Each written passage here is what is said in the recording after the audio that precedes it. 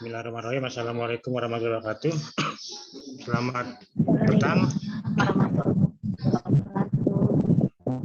Kemudian saya lagi di kampus, pasti harus mulai jam 6:30 karena jam 8 sudah harus keluar dari kampus kan. Agak dipercepat karena lagi di kampus ini. Hari ini materi kita terkait soal faktor penyebab korupsi. Kalau di buku pendidikan anti korupsi itu di bab 2. Kita sudah masuk ke bab 2 hari ini. Jadi faktor-faktor apa yang menyebabkan korupsi itu menjadi pokok bahasan hari ini. Di pokok bahasannya itu adalah kompetensi atau harapan yang diharapkan dari hasil pertemuan ini, itu mahasiswa mampu menjelaskan atau mendorong terjadinya korupsi itu seperti apa. Nanti akan kita bahas. Kemudian mahasiswa dapat membedakan faktor internal dan faktor eksternal penyebab terjadinya korupsi. Bagaimana secara internal dan eksternal. Ketiga, menyimpulkan faktor internal dan faktor eksternal. Bagaimana cara menyimpulkannya, kemudian nanti akan sama-sama kita nonton video terkait soal pembatasan korupsi, mampu mengeliminir sikap dan sendiri yang cenderung mendorong perilaku korup. Mahasiswa dapat membubuhkan sikap anti korupsi. Jadi pokok bahasannya ada 3 faktor penyebab korupsi dalam perspektif teori, kemudian faktor internal dan faktor eksternal. Baik, kita akan nonton film anti korupsi dengan judul Kelompok Tidak Belajar. Kelompok Tidak Belajar. Saya cobakan ini filmnya.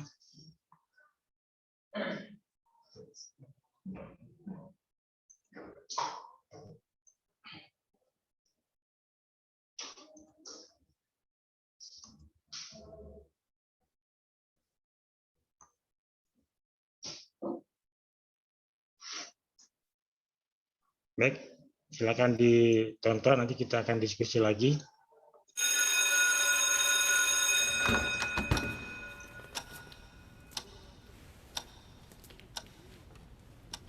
Kamu sama yang lain nyontek ya? Astagfirullah. Enggak, Bu. Lagian gimana saya harus mempertanggungjawabkan nanti di akhirat kalau saya nyontek? Insya Allah saya bisa buktiin ke Ibu kalau saya emang ngerjain sendiri.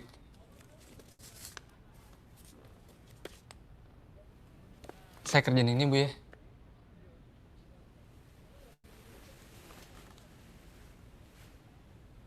Intinya tenang aja, lakuin apa yang udah kita rencanain kemarin, oke?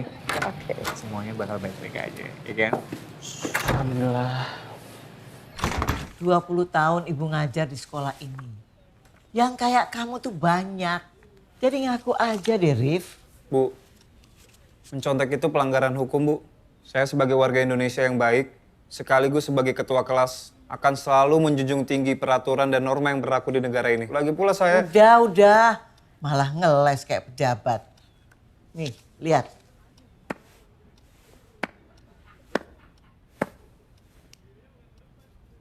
Bu Susi, kita kan belajar dari guru yang sama. Bukunya juga sama. Jadi kalau nilainya mirip-mirip kayak gini ya wajar lah, Bu. Saya tahu saya sering remedial, tapi untuk ujian kali ini, Bu, saya bisa yakinin Ibu saya belajar sendiri. Coba kerjain nomor 20.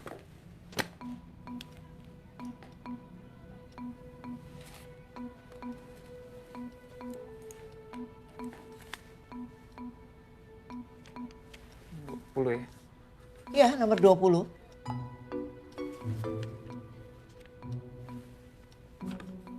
Bu, kalau nomor 25 aja gimana? Enggak, karena kayaknya 25 lebih butuh penjabaran Ibu, biar Ibu lebih yakin.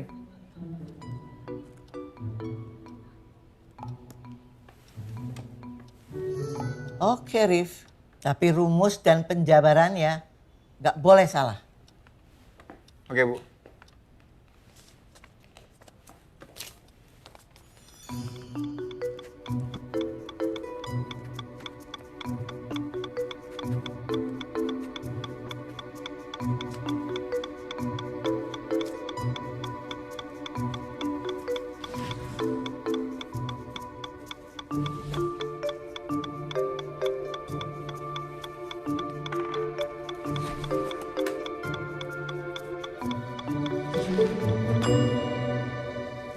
Silakan, Bu.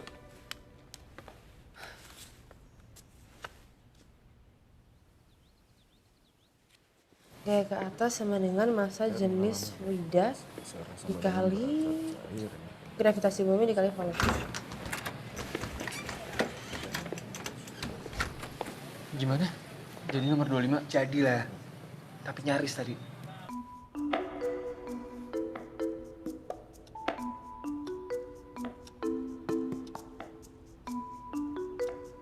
Kan nilainya nggak sama, Bu.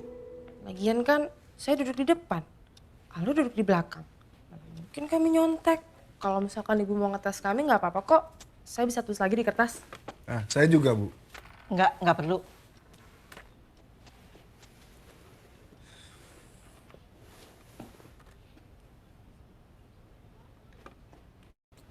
Coba ibu mau lihat WhatsApp kalian.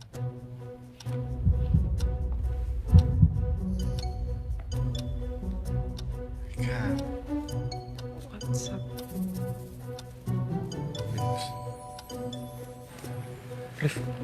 Ah, Grup WA udah dihapus belum? aman itu udah, tenang. Bahaya, Rif. Foto-foto jawaban dari senior kan banyak di sana.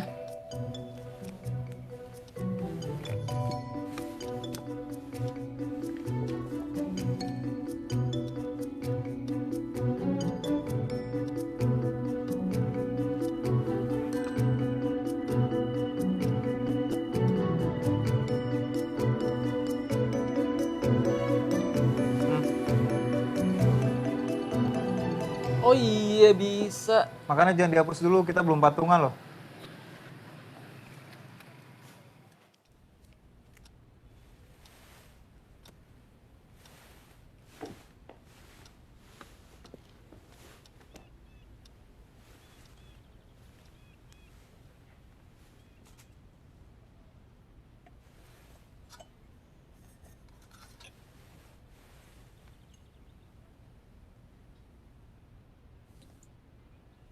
Jadi kita berdua udah boleh pulang kan, Bu?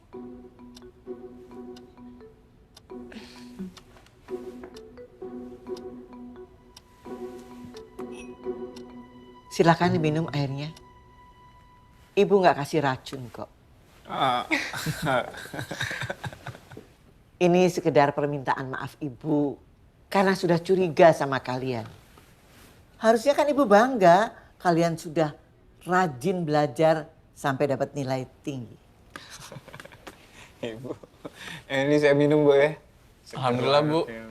Ini juga berkat ibu yang mengajarkan kami. Harusnya kami, Bu, yang makasih karena Ibu Susi yang paling baik ini udah percaya sama murid-muridnya. Ya, Do ya. Iya, Bu. Selak ya, Bu. Tapi sebelum kalian pulang, ibu mau ceritakan satu hal. Cerita apa lagi sih, Bu? Kalian boleh percaya atau enggak, tapi ini beneran terjadi. Kalian tahu sumur yang ada di belakang gedung ini kan? Iya. Waktu pertama kali ibu ngajar, pernah ada kasus uang kas hilang. Satu kelas ditanyain, gak ada yang mau mengaku. Karena heboh, kepala sekolah waktu itu akhirnya turun tangan. Dia bilang sama ibu, siapapun yang minum air sumur di belakang, pasti nanti akan bicara jujur. Ibu gak percaya, gak percaya. Tapi setelah satu kelas minum air itu, nggak sampai 5 menit salah satu dari mereka mengaku. Oh, keren banget. Bohong kali. Percaya.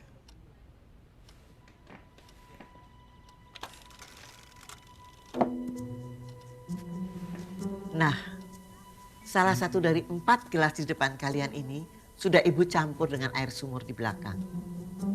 Jadi, kalian tidak perlu ngomong apa-apa. Karena nanti salah satu dari kalian pasti akan mengaku. Tapi, kalau ada yang mau mengaku sebelum jam pasir ini habis, akan ibu kasih nilai 100. Dan ibu akan menaikkan nilai rapor semester ini. Yang tidak mau mengaku harus ikut ujian ulang dengan soal yang susahnya 2 kali lipat.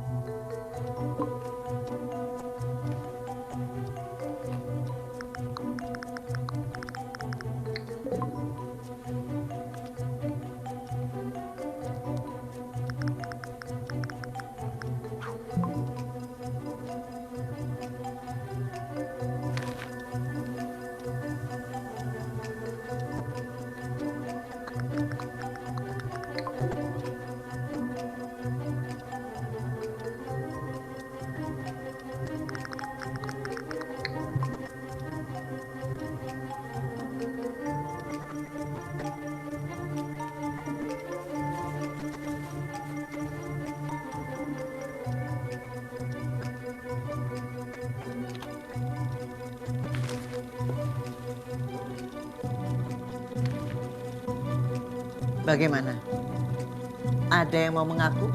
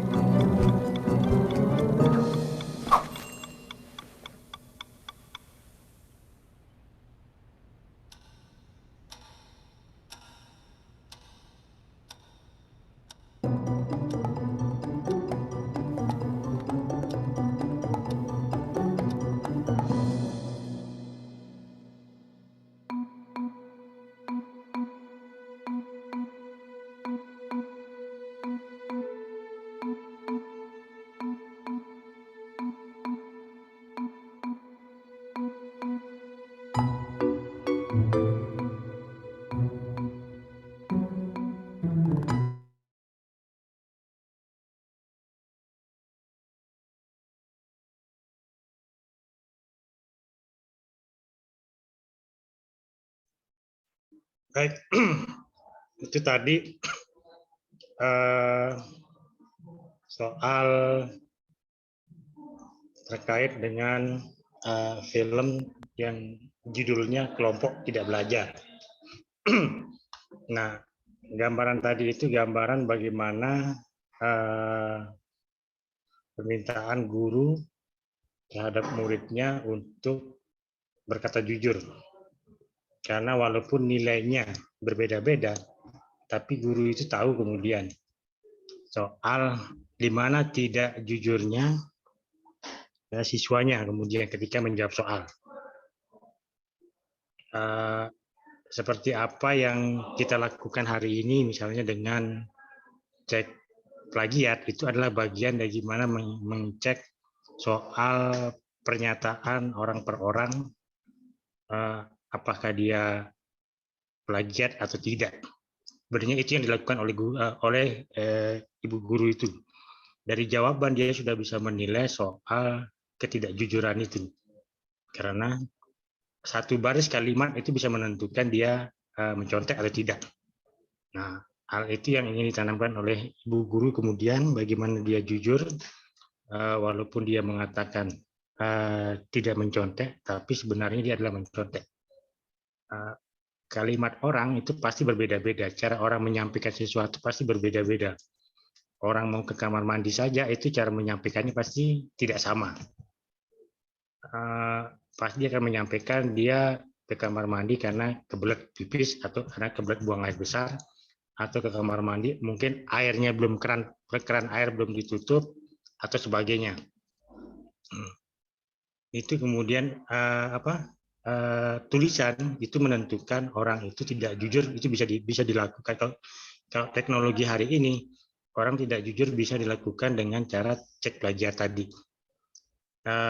Sudah banyak alat untuk melakukan cek plagiat bisa menentukan orang itu jujur atau tidak.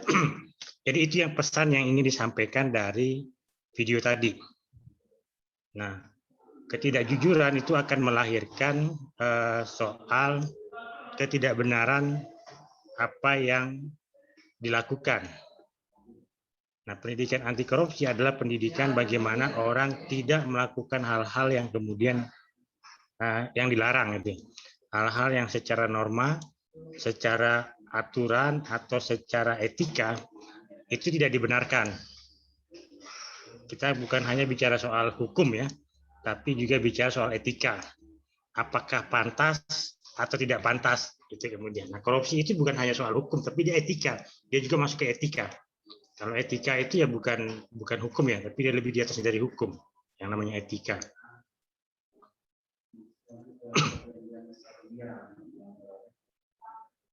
Coba besarkan dulu.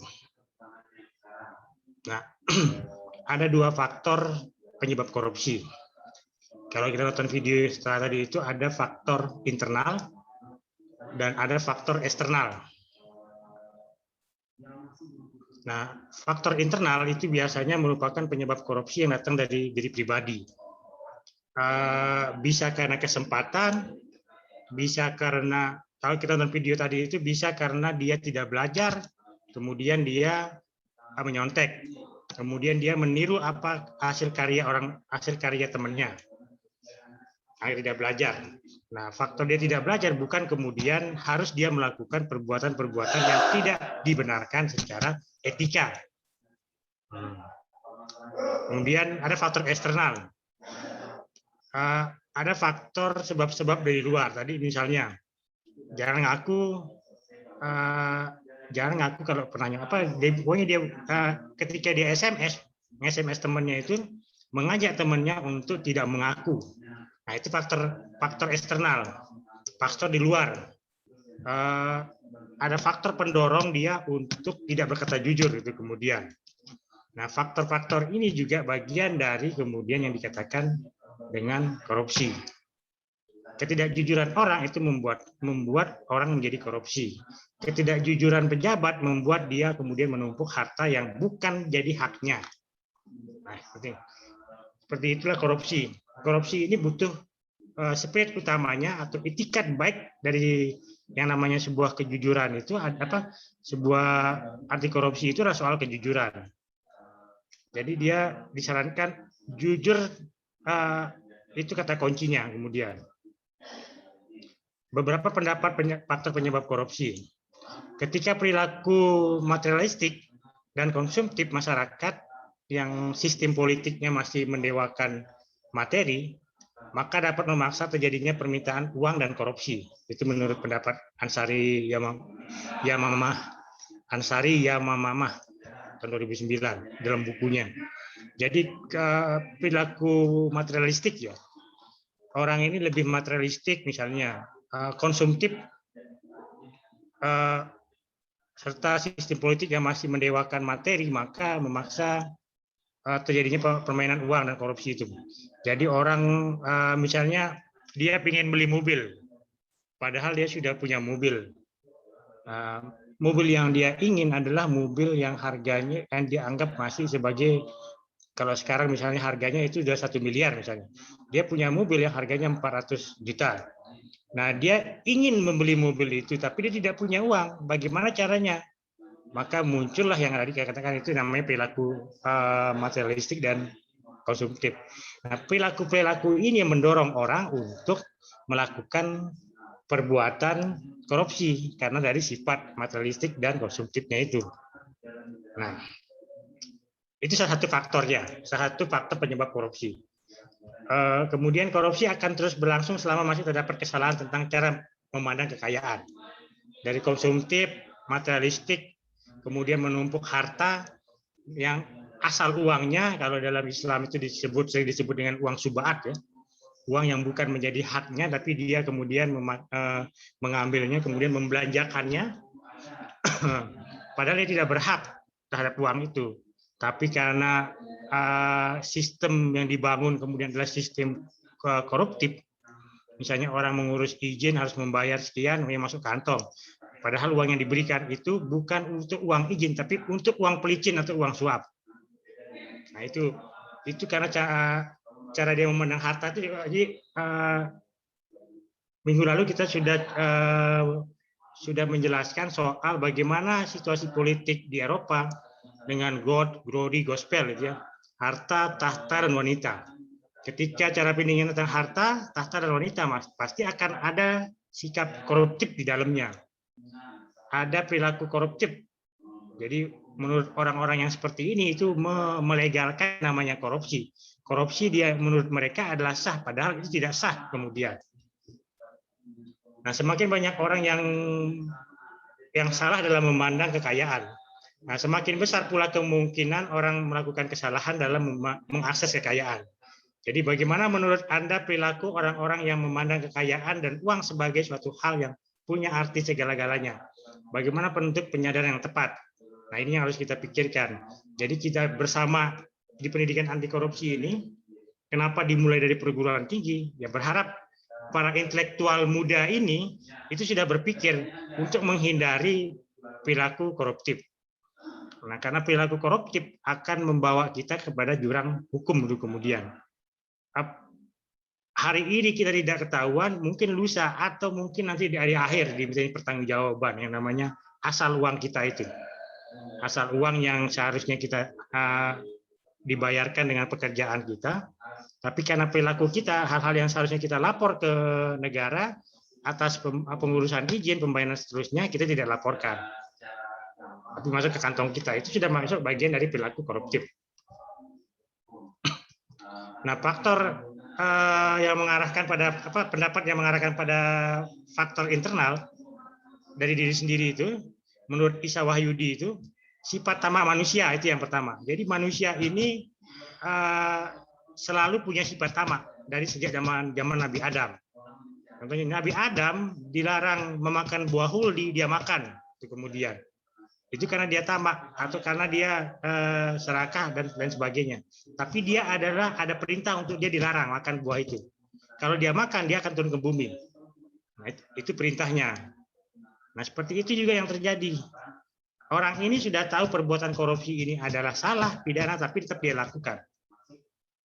Karena ada hal di balik itu ya. Apa hal di balik itu ya? Ada soal money atau uang itu. Uang itu mempengaruhi gaya hidup orang konsumtif. Jadi kada uang, moral yang kurang kuat menghadapi godaan, maka akan cepat dimasuki oleh perilaku koruptif. Selain konsumtif tadi. Kemudian tidak mau atau malas bekerja keras. Nah, orang-orang yang malas bekerja keras ini itu pasti ada proses pencurian di dalamnya. Pencurian apa ya? Pencurian waktu. Seharusnya dia waktunya mengajar hari ini adalah 2 jam, tapi dia tidak mengajar. Di situ sudah perilaku koruptif masuk. Akibat dia tidak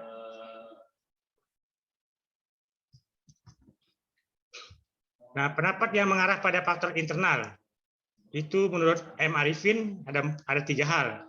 Ada aspek perilaku individu, aspek organisasi, dan aspek masyarakat tempat individu organisasi berada. Jadi aspek internal ini faktor dari diri orang sendiri itu, dari diri kita itu faktor aspek perilaku individu. Kemudian ada aspek organisasi, ada faktor soal organisasi di belakang kita misalnya. Sedangkan organisasi ini kemudian bekerja sama dengan pihak-pihak, misalnya pemerintah misalnya. Ketika dia bekerja sama dengan pihak pemerintah, pasti organisasi lebih ditonjolkan ketimbang individunya. Nah, ketika organisasi ditonjolkan, maka akan muncul praktek-praktek korupsi. Korupsi yang tidak melalui prosedur hukumnya, prosedur SOP-nya misalnya. Ketiga, aspek masyarakat tempat individu dan organisasi berada. Jadi selain ada faktor masyarakat, tadi itu pertama itu adalah faktor individunya, kemudian faktor organisasinya, yang ketiga itu adalah faktor masyarakat kemudian. Nah, faktor masyarakat ini pun juga dapat dibedakan ke dalam beberapa hal misalnya. Faktor masyarakat ini, bagaimana pola hubungan, bagaimana karakter, bagaimana perilaku orang ini tidak sebatas di saat itu, tapi dia terus menerus, continue. Nah, pendapat yang mengarah pada faktor eksternal, pendapat itu bisa dikatakan kurang keteladanan dan kepemimpinan elit bangsa. Jadi elit bangsa kita ini belum layak disebut sebagai negarawan, misalnya. Jadi kalau negarawannya, kalau dia bisa disebut sebagai negarawan, maka tentu praktek anti korupsi akan banyak terjadi di Indonesia. Bukan hanya faktor yang tiba-tiba datang atau muncul. Yang kedua, rendahnya gaji pegawai negeri sipil. Ini sangat dirasakan oleh teman-teman yang pegawai negeri sipil, apalagi saya ini, mantan anak pegawai negeri sipil. Jadi kita tahu pegawai negeri sipil itu sangat kecil gajinya. Kalau dia tidak ngojek, maka dia tidak akan memiliki uang untuk membangun rumahnya. Karena gajinya sebelumnya sudah dipinjamkan ke bank untuk membangun rumah itu misalnya, tapi dia kurang bangunan. Nah, karena gajinya rendah, maka dia berpikir tidak mungkin saya bayar, makanya kemudian menjadilah dia faktor eksternal juga salah satunya. Ketiga, lemahnya komitmen dan konsisten penegakan hukum dan peraturan perundang-undangan. Jadi penting kemudian konsisten, komitmen dan konsistensi. Komitmen dan konsisten itu berjalan beriringan dalam hal penegakan hukum dan peraturan perundang-undangan. Jadi dia berjalan bersamaan, tidak bisa dipisahkan kemudian. eh, adanya integritas dan profesionalisme.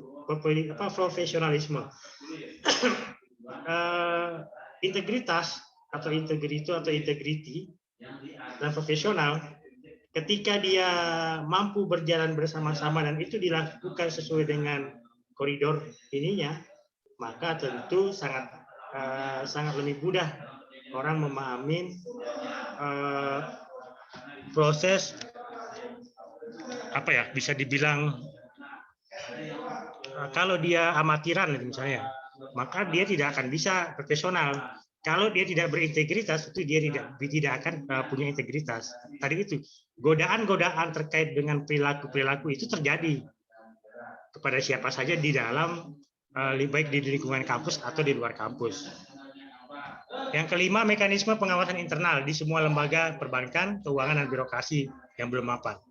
Jadi lembaga keuangan itu adalah lembaga paling vital yang kemudian bisa dilakukan untuk proses-proses pencairan dana. Kita tahu kemudian peristiwa sebelumnya atau sebelum masa kekuasaan Jokowi hari ini, itu ketika dia masih berkoalisi dengan Gerindra,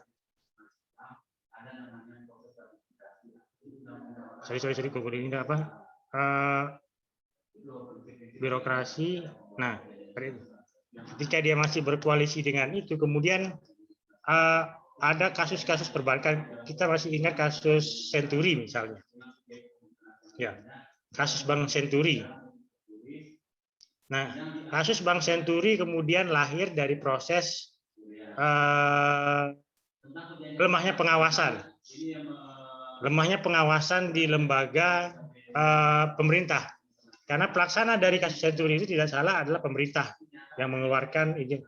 Sama seperti dengan kasus BLBI. Nah, ketika lemah di pengawasan internal DPR, tentu berdampak terhadap perilaku-perilaku berikutnya. Karena mekanisme yang tidak dilalui, baru bahasa ini ada mekanisme yang tidak dilaksanakan, tapi dipaksa dilaksanakan. Padahal dia tahu mekanisme itu adalah melanggar hukum. Itu perilaku korupsi misalnya. Itu salah satunya. Keenam, kondisi lingkungan kerja, tugas jabatan, dan lingkungan masyarakat. Ini mempengaruhi. Pola pikir orang itu dipengaruhi oleh lingkungan masyarakat maupun advokatnya. Nah, 3 orang, kemudian misalnya seperti itu, ada kondisi lingkungan kerja. Yang ketujuh, lemahnya keimanan, kejujuran, rasa malu, moral, dan etika. Jadi ada soal keimanan, kejujuran, rasa malu, moral, dan etika. Nah, kedudukan moral dan etika dia adalah asas hukum yang berada di atas undang-undang. Etika dan moral. Karena bicara soal nilai kemudian. Nilai itu di bawahnya ada asas, di bawah asas itu ada norma, di bawah norma itu ada praktisi kemudian. Para praktisi ini yang kemudian menjalankan. Itu pernyataan pendapat ini dikemukakan oleh Heridiana Hadja Pamangkes, mantan komisioner KPK periode kedua, tidak salah, Heridiana. Nah, pendapat yang mengarah pada faktor eksternal itu faktor politik, faktor hukum, faktor ekonomi dan birokrasi, dan faktor organisasi. Nah, faktor-faktor ini yang kemudian menjadi hal wajib ketika melaksanakan demokrasi. Partai politik ya.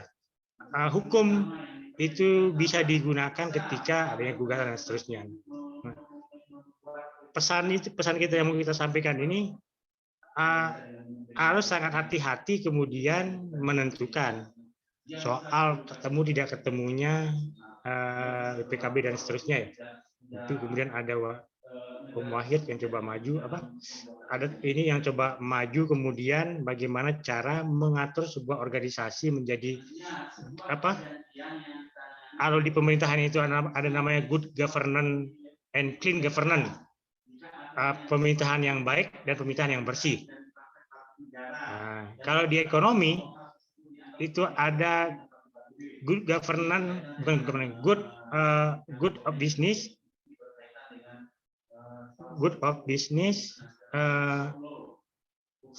apa istilah tadi saya sebut ini, ada dua faktor eksternal internal. Ada good governance, good investasi ya, good investasi dan seterusnya. Ada pertanyaan dulu, silakan. Ada yang bertanya?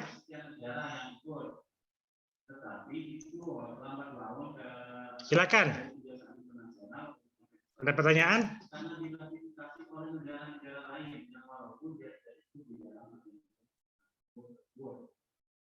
Mbak Linda, ada pertanyaan? Iya Pak, ada sedikit ini Ya, silakan.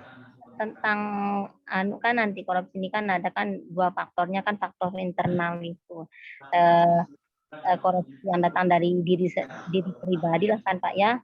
Ya. Termasuk dia kayak itu apa namanya makan kayak itu apa namanya kan kayak itu koperasi yang suka adalah ceritanya kayak gitu tuh kan sering termasuk dia itu korupsi faktor internal lah kerja koperasi itu Pak. Kalau koperasi itu mengerjakan keuangan negara, dia dapat dikategorikan masuk ke dalam tindak pidana korupsi. Jadi tindak pidana korupsi ini paling utama itu adalah soal ini, soal keuangan negara.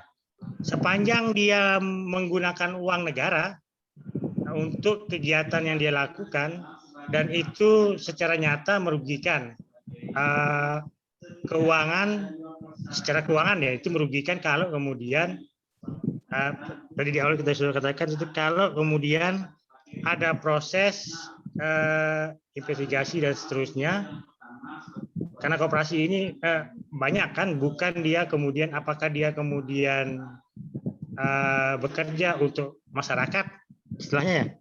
Koperasi itu kan dari nasabah ke nasabah dan untuk nasabah kan, dalam bahasa sederhananya.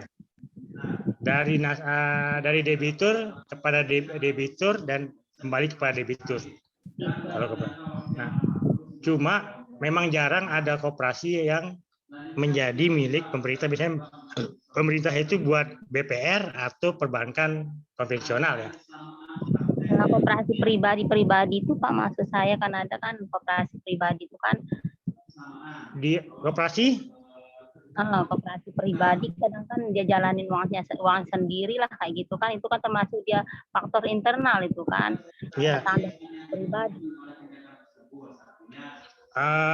Dia tidak tunduk kemudian pada undang-undang karena dia sifatnya pribadi ya. Koperasi itu membuat koperasinya berbadan hukum yang menjadi anggota dan ketuanya adalah dia misalnya. Ya.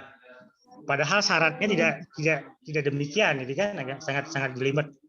Nah, ketika itu digunakan untuk memupuk kekayaan misalnya, maka kita akan bicara itu sebagai faktor internal dan eksternal ya, bisa dibilang ya. Karena aturan kita bicara aturan kan. Aturannya koperasi ini bukan perbankan. Dia tidak tunduk dengan OJK, otoritas jasa perbankan. Nah, kalau dia dikatakan kalau dia perbankan, kemudian finance itu kayak Adira itu finance ya. Finance selain finance itu apa lagi ya yang masuk dalam undang-undang perbankan, penyertaan modal pada BUMD, tapi bentuk bank itu ya, bentuk bank itu masuk dia kemudian ada keuangan negara. Tapi kalau dia koperasi dengan koperasi dia tidak masuk, atau operasi dari anggota-anggota, karena spirit koperasi itu adalah dari anggota iurannya. Nah, iurannya dari anggota, bukan kemudian iurannya dari pemerintah, bukan hibah dari pemerintah, tapi dari anggotanya. Dia tidak bisa masuk kemudian ke dalam korupsi kalau sumber uangnya adalah bukan keuangan negara, bukan dari APBN, bukan dari APBD, bukan dari hibah hibah pemerintah misalnya, bukan pihak ketiga ya, tapi hibah dari pemerintah kepada organisasi A misalnya. Nah, memang agak tipis, tipis sekali kita menjelaskan soal yang koperasi itu. Banyak orang kemudian salah menyangka kalau koperasi itu di bawah OJK misalnya. Itu banyak terjadi memang. Padahal koperasi itu bukan berada di bawah OJK, dia berdiri sendiri karena koperasi ya. Nah, diri sendiri itu berdasarkan anggotanya ya. Jadi dia tidak berdiri sendiri tanpa anggota. Cuma untuk ditelusuri itu pasti ketahuan apakah prosesnya dan seterusnya. Itu Dinda. Atau masih bingung? Oh iya Pak, soalnya masih bingung. Soalnya kan ada juga kan anunya itu koperasi itu ada koperasi pribadi sama ada juga dari pemerintah kan. Ada izin dari pemerintah. Tapi ini cara kita membedakan, soalnya kan ada kan di sini kan katanya Bapak kan korupsi itu 2 faktornya kan, faktor internal itu yang saya tanyain itu termasuk ke dia koperasi pribadi sama koperasi yang dari pemerintah itu apa namanya termasuk korupsi lah kayak gitu dia Pak. Sepanjang dia tidak mengelola keuangan negara ya. Karena ada koperasi juga mengelola proyek pemerintah misalnya. Misalnya koperasi dulu itu pernah ada program sebelum kita kenal apa namanya di perbankan itu, program di perbankan itu pinjaman lunak tanpa bunga itu loh. Apa nah? Kur kredit usaha tani. Dana kur itu. Dulu sebelum dana kur itu ada program di koperasi ya. Koperasi itu diberikan oleh pemerintah sejumlah uang untuk dikelola kepada anggotanya. Koperasi ini kan dari anggota ke anggota dan untuk anggota. Itu spiritnya koperasi. Dan dia hanya bisa didirikan oleh berapa orang itu. Tidak bisa dia kemudian hanya 1 orang atau 2 orang. Karena syaratnya. Catatan dari hasil judicial review Undang-Undang Koperasi yang tahun 92. Jadi pernah Undang-Undang Koperasi di tahun 92 itu ketika dia disahkan, jarak berapa lama, 2 atau 3 tahun ya sejak disahkan itu, bersamaan dia dengan Undang-Undang Sumber Daya Air yang dibatalkan secara keseluruhan isi pasalnya. Karena arahnya koperasi itu kemudian dibuat dalam undang-undang itu menjadi semi perbankan. Nah, semi perbankan ini dalam artian dia menjalankan kerja-kerja perbankan. Misalnya itu hutang piutang ya. Padahal koperasi itu ada simpan pinjam kan? Simpan pinjam itu koperasi. Ini hutang piutang, kemudian dia menjadi broker dan segala macam di koperasi. Broker dalam artian koperasi ini yang memberikan dia barang, nanti dia tinggal jual terus kemudian dikredit. Nah, itu broker barang. Tapi spiritnya kemudian hilang soal koperasi asalnya dari anggota untuk anggota dan seterusnya. Kemudian kadang-kadang juga koperasi ini bunganya lebih tinggi dari bunga yang ditetapkan perbankan. Ya. Nah, ditetapkan oleh perbankan. Cuma kemudian apakah dia masuk korupsi atau tidak? Tadi selain korupsi itu ada penggelapan. Penggelapan ini hampir sama dengan korupsi. Hampir sama dengan karena kalau yang bukan koperasi. Hampir sama dengan bank ketika melakukan bank melakukan pencairan terhadap uang negara misalnya. Atau begini bahasa sederhananya. Koperasi itu tidak boleh menjadi milik pribadi. Semua koperasi itu wajib terdaftar di Kementerian Koperasi ya. Karena kalau sebelum undang-undang pasca perubahan 92 itu jadi, orang bisa mendirikan 5 koperasi. Nah, tapi hari ini orang tidak bisa mendirikan 5 koperasi. Dia harus terdaftar dalam badan hukum. Itu pertama. Kedua, kalau dia mengelola uang negara dan uang negara itu yang diselewengkan, dapat dikatakan dia melakukan korupsi. Karena ada uang negara, ada uang publik istilahnya. Ada uang publik, uang di luar anggota yang dikelola. Misalnya koperasi KUD. ingat KUD, koperasi pertanian itu banyak itu koperasi pertanian, koperasi apa lagi itu koperasi peternak, koperasi nelayan. Kalau dia mengelola uang negara, maksudnya negara memberikan dia uang hibah 200 juta misalnya, 200 juta itu untuk pemberdayaan nelayan misalnya, atau pemberdayaan petani. Nah, 200 juta itu kemudian dibuatkan proposal, ada programnya 1, 2, 3, 4, 5. Tapi program yang dia kerjakan itu cuma 3, yang 2 tidak dikerjakan. Maka disitulah tindak pidana korupsinya. Gitu. Tapi kalau koperasi itu milik anggota dan tidak mengelola uang negara, tapi dia mengelola uangnya sendiri ya. Uangnya sendiri ini dalam artian anggota-anggota ini semua tuh. Nah, ketika ada manipulasi laporan, maka itu dapat dikatakan sebagai penggelapan. Itu kalau bukan uang negara. Tapi kalau uang negara, dia korupsi masuknya. Kalau bukan uang negara masuk ke masuk ke dalam penggelapan. Kenapa tidak bisa dilarikan korupsi? Karena bukan dikelola uang negara, tapi uangnya pribadi yang diputar kemudian. Tapi laporannya catatan laporannya dipalsukan misalnya. Kemudian koperasi menimbulkan kerugian, tapi ruginya tidak ada uang negara.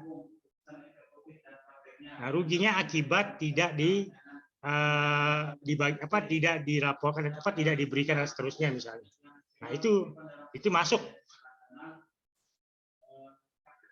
Paham kan? Intinya harus ada uang negara. Oh iya Pak, berarti harus ada uang negara yang masuk lah ya, ada berkaitan ada uang negara yang sama dikelola. negara. Sepanjang sumbernya adalah dari keuangan negara. Oh iya. Nah itu kalau sepanjang sumbernya dari keuangan negara dapat dikatakan sebagai korupsi kalau dia melakukan penggelapan misalnya. Tapi kalau dia bukan sumbernya keuangan negara melakukan penggelapan, maka dia masuk ke dalam tindak pidana umum. Sama seperti perbankan misalnya. Perbankan itu ada di hukum perbankan itu berlaku 2. Kita banyak mengenal bank-bank bank negara ya, bank BUMD ini, BUMN, kayak BRI, Mandiri, BNI, kemudian apalagi itu yang Bank BTN, Bank Tabungan Negara, kemudian untuk yang pensiun itu. Nah, itu adalah perbankan. Nah, perbankan yang kemudian BTPN. ada perbankan yang dititipin uang kur ya, kayak kur. Kur itu kan uang yang pemerintah, yang diinvestasikan di bank ya, di bank negara, di BRI. Nah, dalam perjalanannya kur yang diberikan 1 miliar, tapi yang sudah dibagi cuma 800 juta. Maka ada kelebihan 200 juta. Nah, kelebihan 200 juta itu tidak dilaporkan. Nah, itu masuk ke dalam tindak pidana korupsi di dalam perbankan. Nah, ada kasus lain lagi. Kasus lain terkait soal seorang staf perbankan, staf bank ya, membuat laporan palsu. Yang dia tahu laporan palsunya itu adalah sumber uangnya itu bukan dari pemerintah, tapi dari bank itu sendiri yang kemudian memutar modalnya kan. Nah, dia sudah setor modalnya. Nah, seharusnya hasil yang dia terima, misalnya dia dapat proyek ya, hasil yang dia terima dari perbankan itu, dari hasil uang yang dia titip itu misalnya 1 miliar. Tapi yang diterima cuma 900 oleh bank ya. Tapi itu bank uang di luar keuangan negara ya. Nah, ada penggelapan 100 juta misalnya. Dan yang tadi 1 miliar menjadi 900, kemudian ada unsur kerugian 100 juta. Nah, itu masuk kemudian. Masuk dia. Tapi kalau dia bukan keuangan negara tidak masuk dia itu. Itu perbedaannya. Itu perbankan. Itu di perbankan. Dia makanya larinya adalah ke tindak pidana perbankan. Kalau tindak pidana perbankan, dia tidak mengenal pengembalian kerugian. Ya. Jadi bedanya tindak pidana perbankan dengan tindak pidana korupsi. Kalau tindak pidana perbankan, dia hanya mengenal hukuman itu adalah denda, tambahan itu terkait dengan kalau dia tidak mengembalikan denda itu, maka dia dapat dikenakan sanksi tambahan. Misalnya di penjara sebulan. Hanya itu kemudian. Tapi kalau tindak pidana korupsi itu banyak. Jadi diuji pertama kali itu adalah orangnya. Orangnya ini apakah punya jabatan atau tidak, berkuasa atau tidak terhadap itu. Kalau dia berkuasa atau punya jabatan, itu sudah lolos satu. Kedua, asal uangnya. Yang ketiga, penggunaan uangnya. Nah, ketika dia dinyatakan terbukti, dia dikenakan sanksi kemudian adalah tadi penjara, denda, kemudian pengembalian kerugian keuangan negara. Itu wajib dikembalikan keuangan negara. Tidak bisa dia dikembalikan. Beda dengan penggelapan. Kalau penggelapan tidak ada soal pengembalian kerugian. Karena kalau pengembalian kerugian bukan kemudian ranahnya pidana.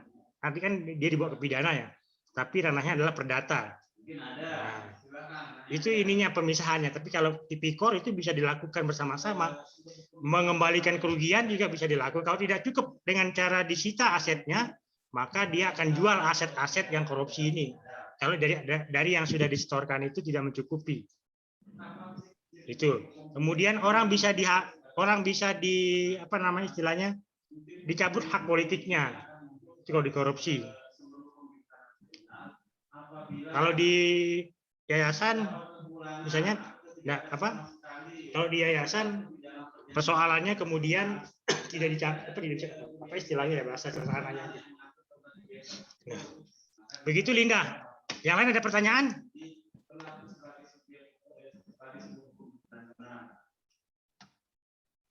Saya sambung lagi dulu ya.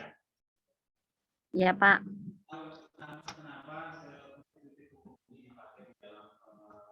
Salah dia.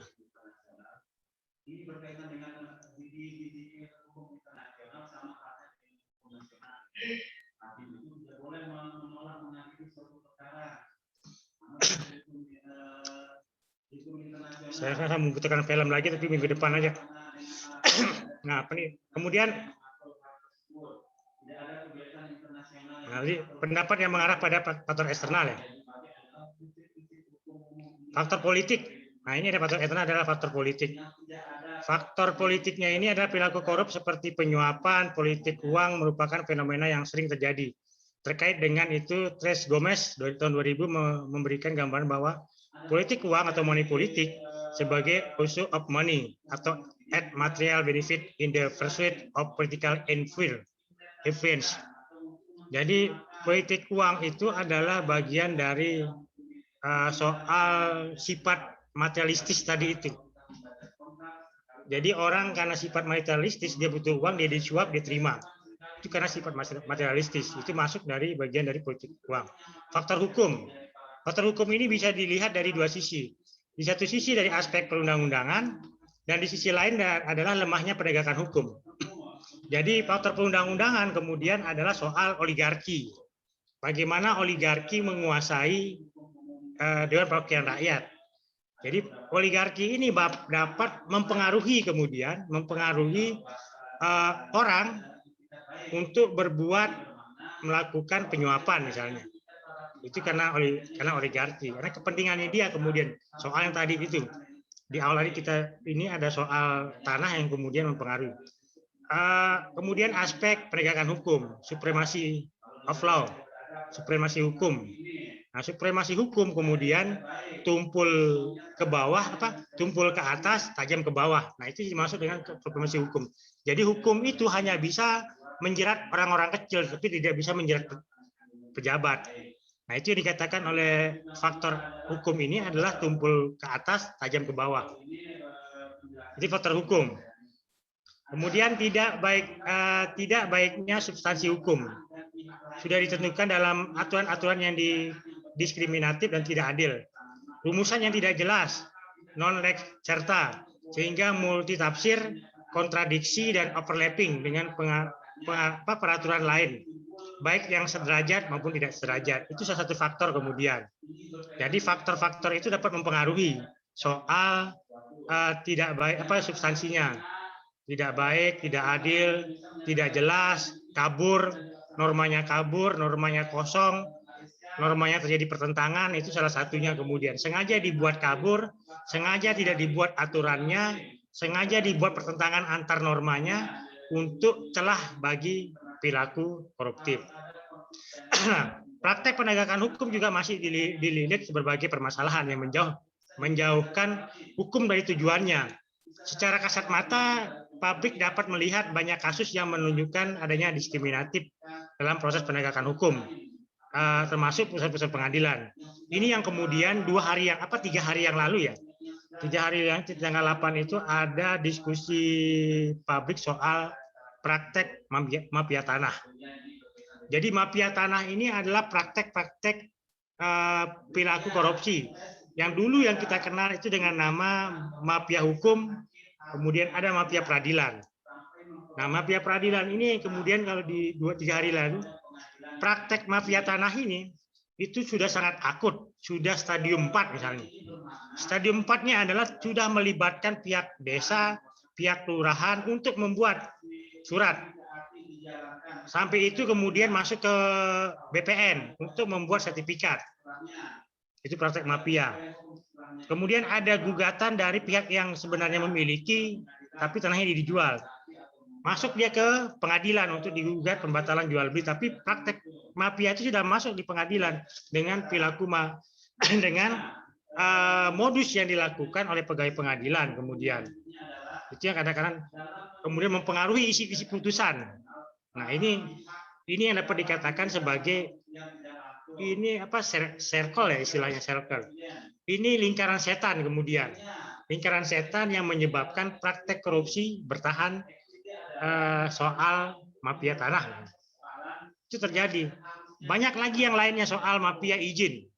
Mafia izin pun bagian dari mafia hukum, mafia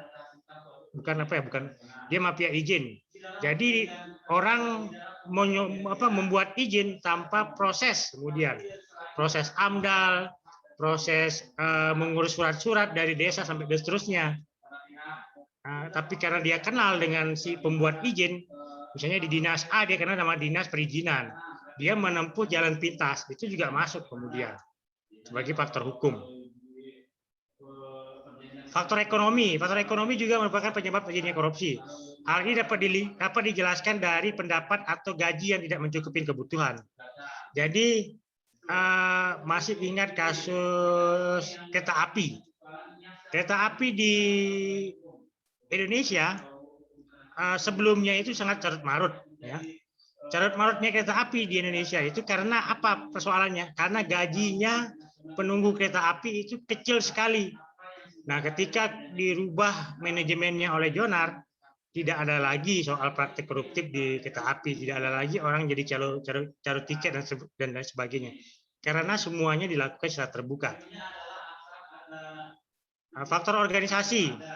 Organisasi di dalam ini adalah organisasi dalam artian luas, termasuk sistem kepengorganisasian, lingkungan masyarakat. Organisasi yang menjadi korban korupsi atau yang di mana korupsi terjadi biasanya memberi andil terjadinya korupsi karena membuka peluang atau kesempatan untuk terjadinya korupsi.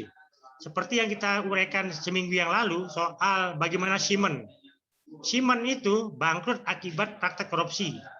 Korupsinya seperti apa? Suap tadi itu. Hampir di setengah daerah, kemudian katanya itu hasil penelitian siapa? Praktek ini terjadi. Praktek suap ini terjadi di mana dia mau buka perusahaan ini membuka cabang, di situ dia selalu melakukan praktek melobi dan seterusnya. Nah, itu yang dimaksud. Jadi organisasi atau perusahaan itu dia memiliki andil kemudian untuk melakukan tindak pidana korupsi itu. Karena dari eksternal yang kemudian berpeluang. Nah, berdasarkan pendapat yang dilakukan Kompas tanggal 29 bulan 7 2004 di Kota Surabaya, Medan, Jakarta, dan Makassar mengenai korupsi yang terjadi di tubuh organisasi kementerian, eksekutif maupun legislatif disebutkan bahwa tidak kurang dari 40% responden menilai bahwa tindakan korupsi di lingkungan birokrasi, kementerian dan wakil rakyat di daerah semakin menjadi-jadi hanya 20%. Responden saja berpendapat bahwa perilaku korupsi di pemerintah daerah dan OPD masing-masing sudah berkurang.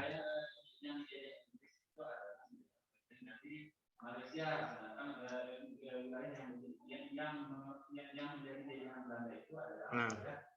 Jadi bahan diskusi. Bagaimana organisasi pemerintah di lingkungan saudara? Apakah organisasi pemerintahnya sudah transparan, akuntabel, dan mempunyai pengawasan yang cukup baik? Saudara inventarisi kegiatan apa saja yang cukup baik dan kegiatan apa yang mengandung perilaku korup yang mewarnai organisasi tersebut. Jadi ini diskusi kita minggu depan. Apa saja yang kemudian di masing-masing teman-teman mahasiswa ini, baik itu organisasi apa saja, organisasi mahasiswa, organisasi kepemudaan, organisasi perempuan, dan segala macamnya. Coba diamati, diobservasi apakah dia sudah transparan atau belum.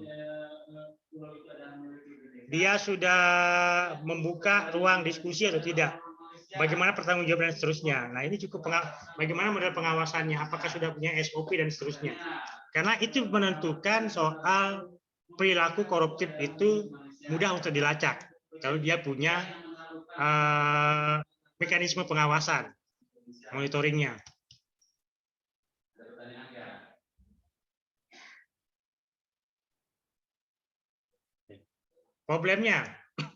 Problem sistem di dalam faktor-faktor penyebab korupsi ya, itu ada aturan atau perundang-undangan. Kita tahu undang-undang kita ini adalah undang-undang yang mahal. Kenapa undang-undang mahal? Membuatnya tidak cukup waktu 1-2 tahun. Dia harus pergi konsultasi, dia harus pergi untuk studi banding dan seterusnya. Baru dia buat undang-undang. Dan undang-undang ini adalah ada kemudian faktor-faktor eksternalnya. Kepentingan pengusaha misalnya untuk membuat perubahan satu ayat misalnya, atau perubahan satu kata. Itu bisa dilakukan dari undang-undang. Kemudian dia menjadi orang yang memonopoli berbagai usaha. Itu karena pasal undang-undang. Kedua adalah organisasi. Organisasinya apakah punya mekanisme pengawasan tadi itu kita atau tidak. Kemudian soal keadilan dan politik. Nah, ini sistem. Soal keadilan itu bicara soal lembaga pengadilan, bicara politik itu bicara soal legislatif. Nah, itu yang dimaksud dengan sistem. Jadi sistemnya bagaimana? Apakah sudah baik atau belum? Kemudian ada penegakan hukum. Ada undang-undang, organisasi, personel, dan kompetensi. Ketiga, sosial kemasyarakatan. Bisa feminisme, perilaku budaya, panutan, dan integritas. Kemudian kebangsaan itu ada bicara nasionalisme, kepribadian, dan jati diri. Itu problemnya kemudian. Penyebab korupsi dalam perspektif teoris itu bicara kultur determinisme. Sering dipakai sebagai acuan ketika mempelajari penyebab terjadinya korupsi.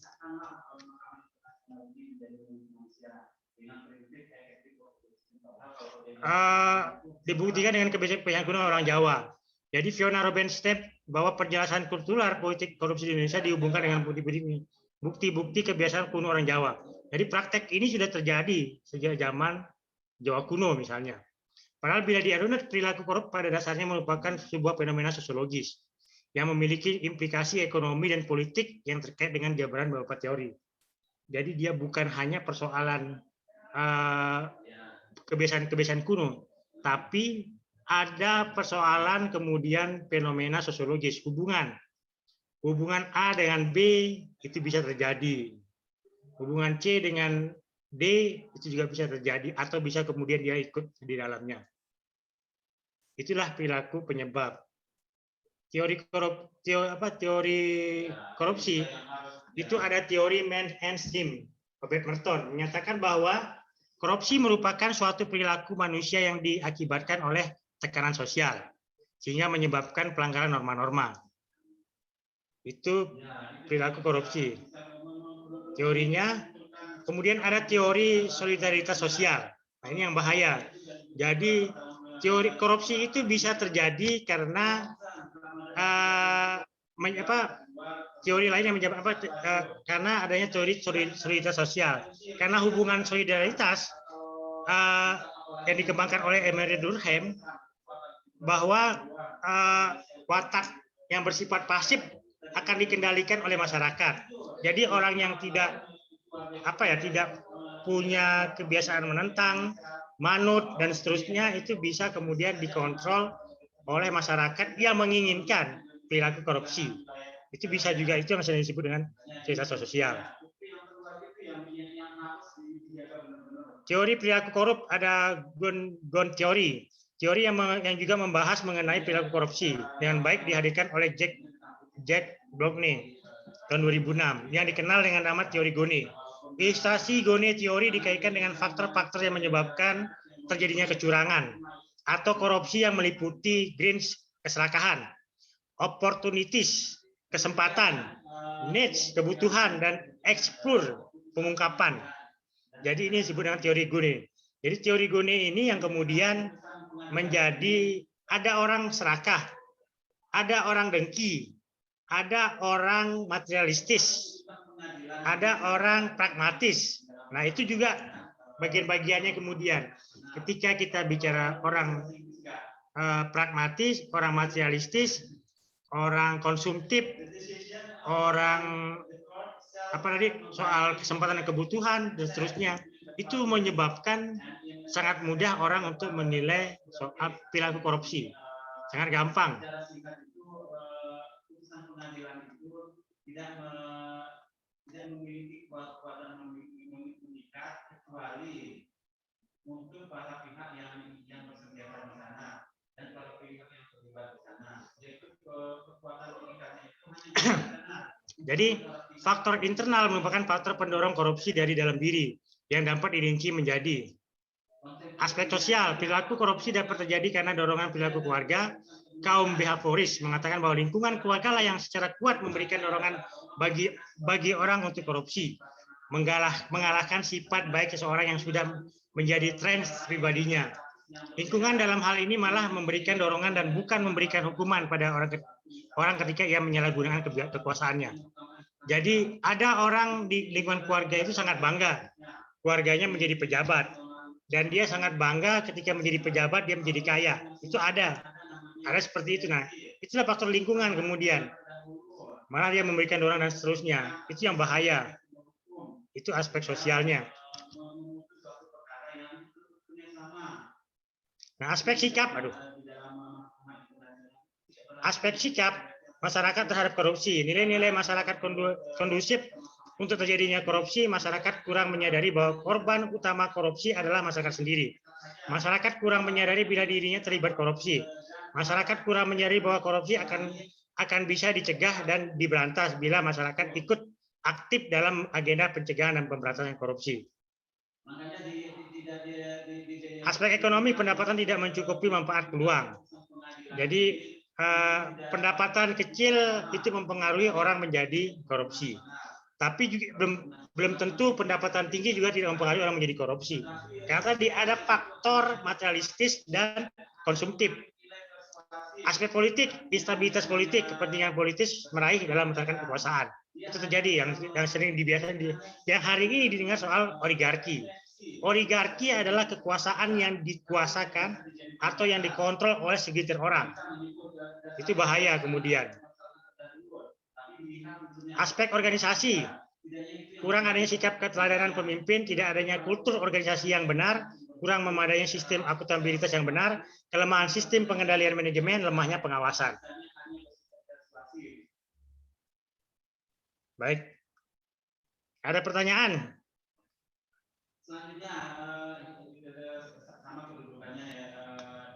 Ada pertanyaan, silakan.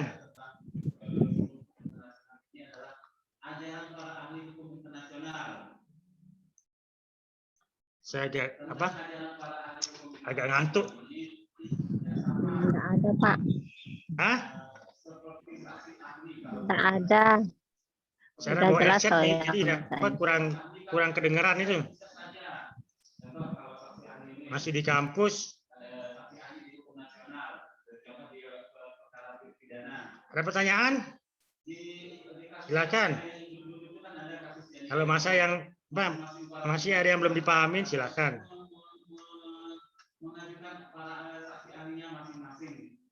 Sambil saya absen ini.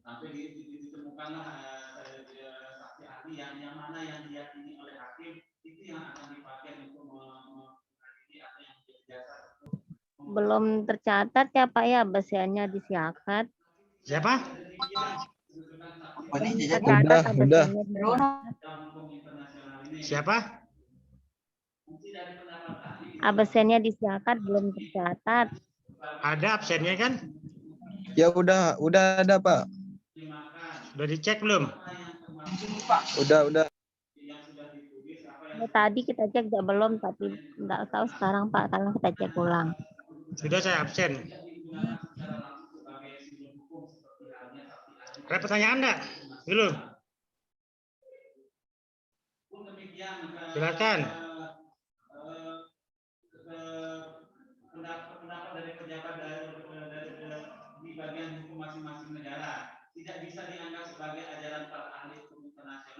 Ada pertanyaan yang belum dipahamin, silakan.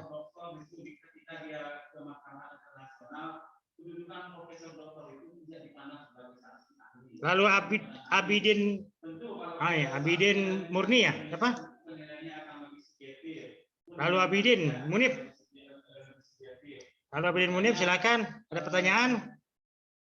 Hadir Pak, hadir. Nah, saya nanya, ada pertanyaan kah? Nggak ada Pak. Apa Sorry, yang Pak, sinyal mau? Lalu Abidin Munif, mungkin ada yang ditanya, ada yang belum dipahamin, silakan. Muhammad Rayub Hamid. Muhammad Rayub Hamid.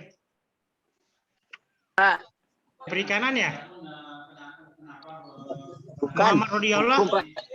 Hah? Muhammad Rif Hamid hadir Pak tadi ya.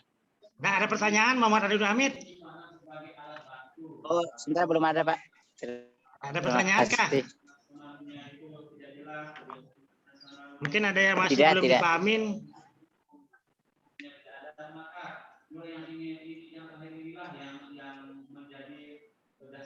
M. Hairul Nizam.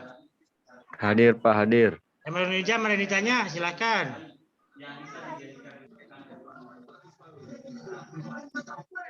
M. Hairul Nizam. Iya Pak, belum ada Pak. Belum ada. Kenapa belum ada? Itu mungkin minggu depan bisa di ini ya, kita diskusi soal tadi itu ya, pertanyaan tadi itu. Apa di lingkungan masing-masing yang kemudian belum belum secara ini Ahmad Azizam ini ya, Muhammad Azizam Azmi Azim ya. Azmi Azim Pak. Azmi Azim. Hadir. Ahmad Azmi Azim. Ahmad Azmi Azim. Ada pertanyaan mungkin? Tadi kan Nggak ada ada, tugas Pak. itu. Sudah dibaca tugasnya. Nah, minggu depan mungkin bisa share. Kita share seperti apa sih di lingkungan masing-masing gitu kan. Coba observasi kecil-kecilan lah. Nggak usah terlalu ini, observasi untuk melihat lingkungan sekitarnya seperti apa. Apakah praktek-praktek itu dapat dijalankan? Apakah praktek-praktek anti korupsi atau praktek-praktek korupsi itu seperti apa? Jadi seperti apa kemudian model modusnya. Jadi modus yang kita pelajari ya, modus korupsi itu seperti apa. Nanti mungkin di akhir ini Desember, tanggal 9 Desember ya, itu hari anti korupsi. Jadi harapannya bagaimana besok itu mampu membuat poster mungkin ya, poster atau kampanye anti korupsi. Silakan dimulai dipikirkan dari sekarang. Nanti bisa disebar di media medsosnya itu. Di medsosnya, kalau ada yang membuat gambar karikatur, silakan. Nanti itu menjadi salah satu penilaian kampanye apa yang sudah dilakukan terkait dengan pemberantasan korupsi di kampus, misalnya anti suap atau anti pungli, anti plagiat, itu bisa. Tinggal bagaimana kemudian cara model atau cara kampanyenya lah.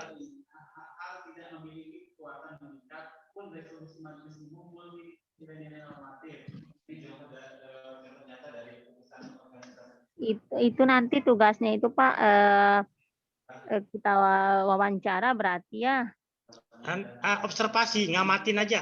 amatin aja. Ya, karena mungkin ada orang mau menyampaikan.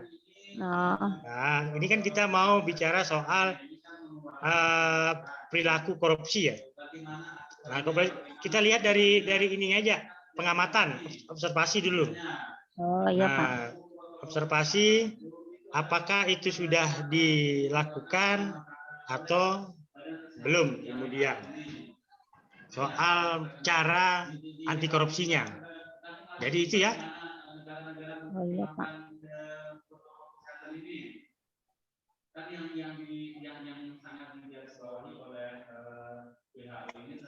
Ada lagi pertanyaan? Kalau tidak ada pertanyaan, kita akhiri ya. Kita minggu depan. Apa namanya? Diingat apa tadi tugasnya itu, silakan. Ya, Nanti nanti mungkin kita tidak perlu dikumpulkan, tapi dipresentasikan lewat presentasi secara oral. Kita ingin lihat secara oral, nanti buka kameranya, jangan ditutup, hanya namanya aja yang muncul. Masa dosennya aja yang kelihatan gambarnya ini, yang lain tidak ada, namanya saja. Nah, kita ingin kita diskusi saling tatap muka di dalam ruang Zoom ini. Jadi minggu depan kita ketemu lagi. Saya akhiri. Wabillahi taufiq wal hidayah. Wassalamualaikum warahmatullahi wabarakatuh. Waalaikumsalam warahmatullahi wabarakatuh. Waalaikumsalam warahmatullahi wabarakatuh.